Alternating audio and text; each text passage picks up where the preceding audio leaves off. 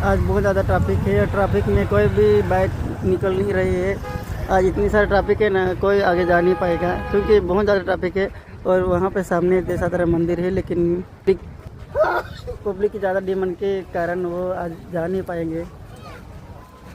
इसलिए आज जाने का मकसद नहीं हो सकता क्योंकि पब्लिक की डिमांड की ज़्यादा हो रही है यार। यहाँ पे ट्रैफिक तो देखो, यहाँ पे बाइक चलाने तक जगह नहीं। कितनी सारी पब्लिक है, ट्रैफिक ही ज़्यादा है।